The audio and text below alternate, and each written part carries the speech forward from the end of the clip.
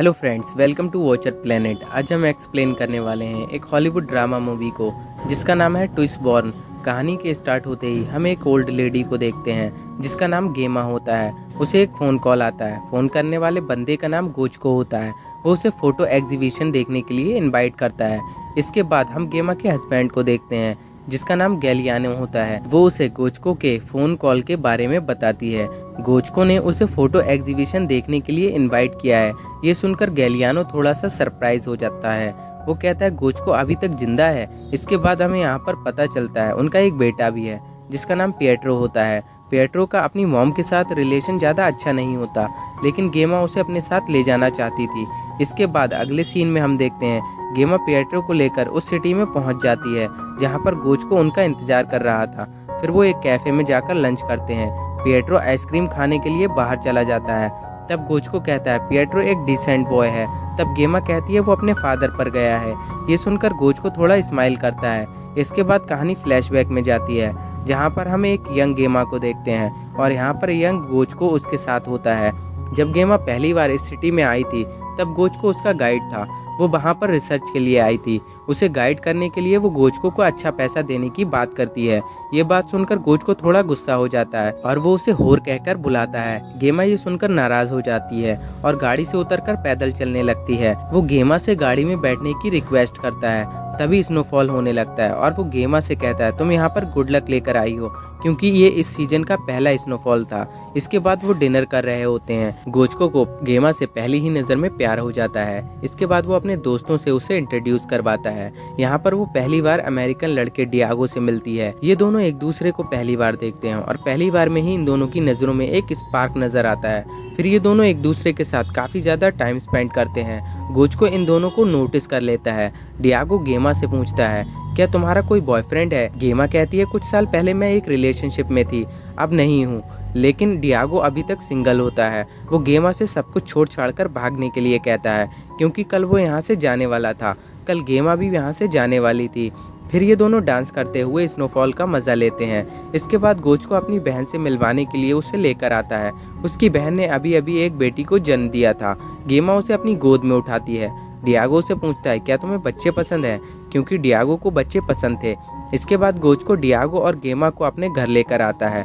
इसके बाद ये लोग सो जाते हैं। आधी रात को डियागो गेमा के रूम में आता है और वो उसे प्रपोज करता है। इसके बाद वो उसकी जमकर खुदाई करता है। इन लोगों की आवाज़ सुनकर गोचको स्माइल करता है। खुदाई करने के बाद डियागो गेमा से कहता है मैं तुमसे बहुत प्यार करता हूँ और अब तुम सिर्फ मेरी हो। इसके बाद अगले सीन में हम गेमा को वेडिंग ड्रेस में देखते हैं, लेकिन उसका हस्बैंड कोई और ही बनने वाला था और शादी के एक दिन पहले उसने डियागो से खुदाई करवाई थी।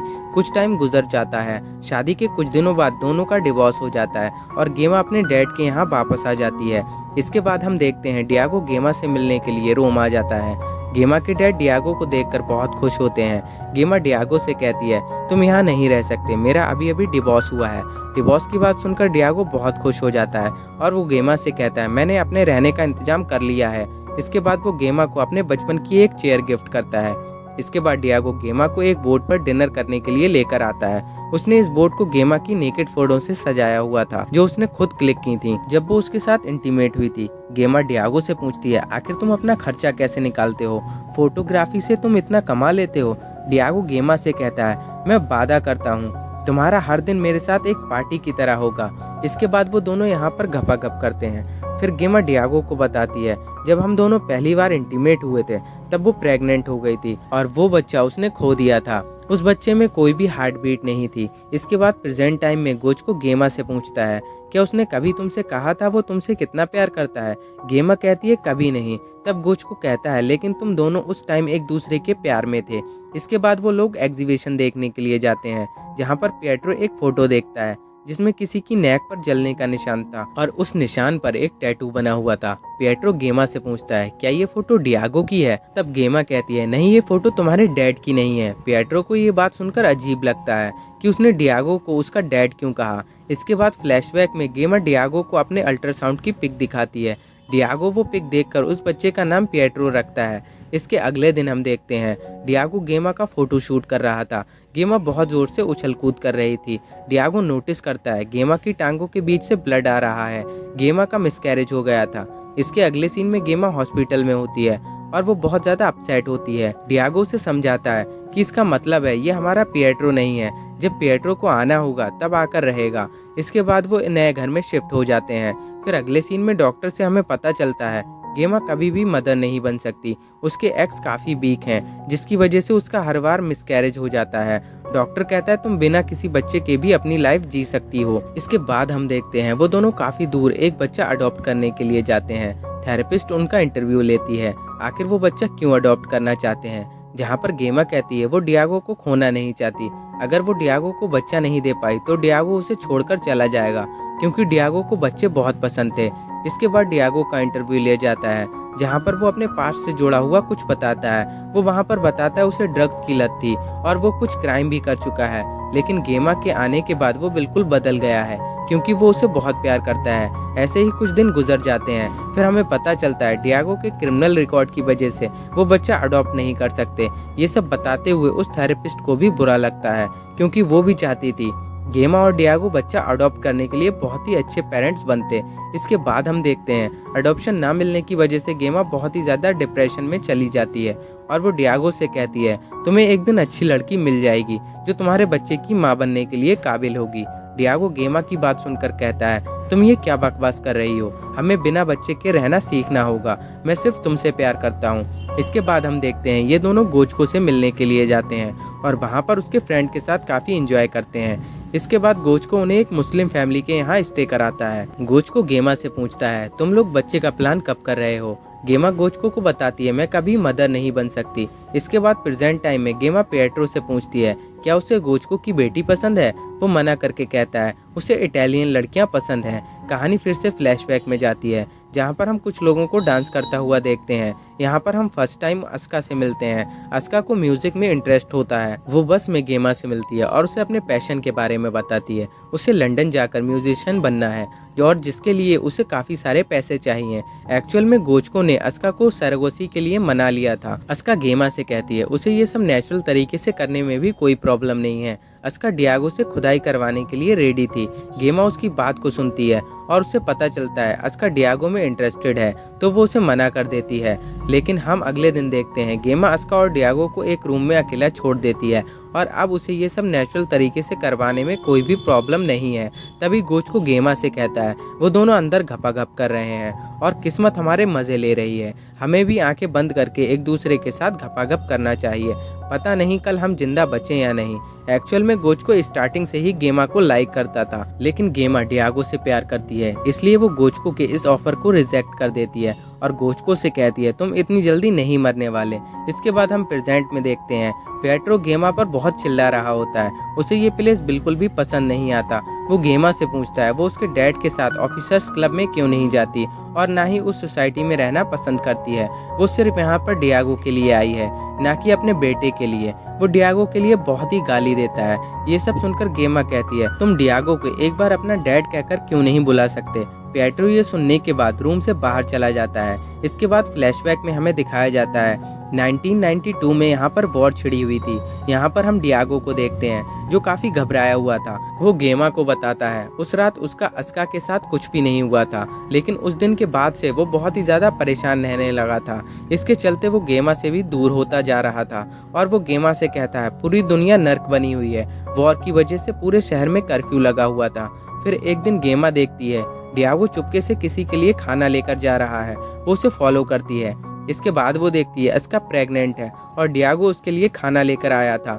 डियागो गेमा से कहता है मुझे पता था तुम मेरा पीछा कर रही हो। उस दिन मैं अस्का के साथ इंटीमेट हुआ था और मैंने उसके साथ काफी सारी रातें गुजारी हैं। गेमा पूछती है क्या तुम उससे प्यार करते हो। डियागो कहता है हाँ मैं उससे प्यार करता हूँ। इसके बाद गेमा अपने लिए पूछती है क्या तुम मुझे प्यार करते हो।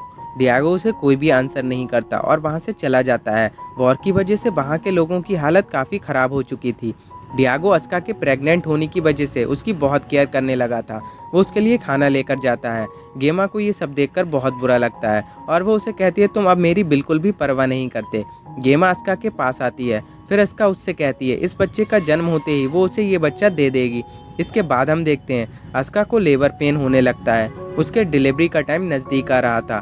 डियागो और गोचको उसकी हेल्प कर रहे थे, लेकिन गेमा दूर से ही उसे देख रही थी। इसके बाद अस्का एक बेटे को जन्म देती है।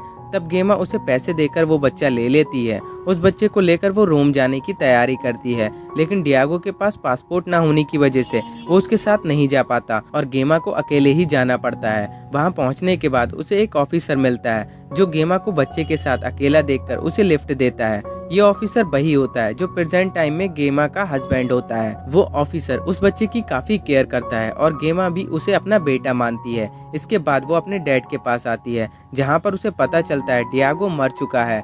समुद्र में डूबने की वजह से उसकी मौत हो चुकी है। इसके बाद प्रेजेंट टाइम में गोचको अपनी सिस्टर और नीस की कब्र पर आता है जो वॉर के दौरान मर गए थे।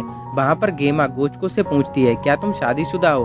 गोचको कहता है हाँ, और मेरी एक बेटी भी है। इसके बाद गोचको उन्हें अपनी फैमिली से मिलवाने के लिए लेकर आता है। गेमा गोचको की बेटी से मिलती है और घर के अंदर आकर वो अस्का को देखती है और शॉक्ड हो जाती है। यहाँ पर उसे पता चलता है अस्का गोचको की वाइफ है। गेमा को लगता है ये सब गोचको का प्लान था यहाँ बुलाने का, अब वो उससे पिएट्रो को छीन लेंगे। अस्का कहती है ऐसा नहीं है, मैं सिर्फ अपने बेटे को एक बार देखना चाहती थी।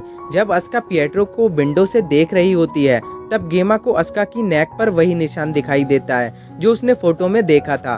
गेमा कहती है उसे लगा था अस्का मर चुकी है, लेकिन तुम तो अभी भी जिंदा हो और बच्चे पैदा कर रही हो। अस्का कहती है मैं तुम्हें एक स्टोरी सुनाती हूँ। इसके बाद हमें फिर से फ्लैशबैक दिखाया जाता है जिस दिन गेमा अस्का और डियागो को खुदाई करने के लिए रूम में छोड़कर गई थी। अस्का डियागो से कुछ खाना लेकर आने के लिए कहती है। डियागो जब नीचे जाता है तब वहाँ पर उसे कुछ स्नाइपर दिखते हैं जो वहाँ पर मौजूद लोगों को गोली मार रहे थे, जिन्हें देखकर डियागो छुप जाता है। फिर वो स्नाइपर ऊपर आते हैं जहाँ पर उन्हें अस्का एक रूम में नेकेड मिलती है। फिर वो लोग मिलकर अस्का का रेप करते हैं। डियागो ये सब छुपकर देख रहा होता है क्योंकि अगर वो सामने आता तो वो लोग उसे भी मार देते। रेप करने के बाद एक स्नाइपर अस्का की नेक पर एक जलती हुई सिगरेट लगा देता है। अस्का दर्द की वजह से काफ़ी ज़्यादा चिल्लाती है। इसके बाद वो स्नाइपर अस्का को अपने साथ लेकर चले जाते हैं। वहाँ पर उसकी जैसी काफ़ी सारी लड़कियाँ किडनैप होती हैं। कुछ टाइम के बाद डियागो स्नाइपर की फ़ोटो क्लिक करने के लिए आता है क्योंकि वो एक न्यूज़ एजेंसी के लिए काम कर रहा था। वहाँ पर उसे अस्का भी दिखती है। डियागो स्नाइपर्स को पैसे देकर उसको छुड़ा लेता है और उसे अपने साथ ले आता है। फिर उसे पता चलता है अस्का की बॉडी पर काफ़ी सारे फ्रैक्चर हैं और काफ़ी ज़्यादा टॉर्चर किया गया है। उन्हीं स्नाइपर की वजह से वो प्रेग्नेंट हुई थी। एक्चुअल में जिसे गेमा डियागो का बेटा समझ रही थी वो डियागो का नहीं था। डियागो के इंटीमेट होने से पहले ही उन स्नाइपर्स ने अस्का का काफ़ी बार रेप किया था। अस्का को ये भी नहीं पता था वो उन स्नाइपर्स में से किसका बच्चा है। वो इस बच्चे को दुनिया में नहीं लाना चाहती थी, लेकिन डियागो ने उसे बच्चा पैदा करने के लिए मना लिया था क्योंकि वो ये बच्चा गेमा को देना चाहता था जो माँ ना बनने की वजह से सदमे में थी। गेमा को पता भी नहीं चलता ये बच्चा डियागो का नहीं है, इसीलिए अस्का को उस बच्चे के लिए कोई भी फीलिंग्स नहीं थी और आसानी से उसने ये बच्चा गेमा को दे दिया। इसके बाद डियागो ने अस्का की नेक पर उस जले हुए निशान पर एक टैटू बना दिया जिससे वो जले हुए निशान को कवर कर सके और फिर उसकी एक फ़ोटो ले ली। बाद में डियागो अपने कैमरे को उसी बिल्डिंग से नीचे फेंक देता है। इसके अगले सीन में हम उसे एक चट्टान पर खड़ा होकर ड्रग्स लेते हुए देखते हैं। फिर वो समुद्र में गिर जाता है और उसकी मौत हो जाती है। कहानी फिर से प्रेजेंट टाइम में आती है और गेमा अस्का को गले लगाकर बहुत रोती है और उसे रियलाइज होता है अस्का किस दर्द से गुजरी है। इसके बाद अस्का नीचे आती है और पिएट्रो को बहुत गौर से देखती है। फिर ये सब लोग मिलकर डिनर करते हैं। जाते टाइम अस्का पिएट्रो से उसका ड्रीम पूछती है, क्या तुम म्यूजिशियन बनना चाहते हो? क्योंकि अस्का भी म्यूजिशियन बनना चाहती थी। पिएट्रो कहता है नहीं, मैं एक 5 स्टार होटल बनाना चाहता हूँ। फिर वो उसे प्यार से टच करती है और गेमा उसे लेकर वापस चली जाती है। अब पिएट्रो की उन सब लोगों के साथ अच्छी बॉन्डिंग हो चुकी थी। इसी के साथ ये मूवी एंड हो जाती है। आई होप आपको एक्सप्लेनेशन अच्छा लगा होगा। अगर आपको वीडियो पसंद आया तो प्लीज़ इसे लाइक कर दीजिए और चैनल को सब्सक्राइब कर लीजिए। मैं मिलता हूँ आपसे अगले वीडियो में।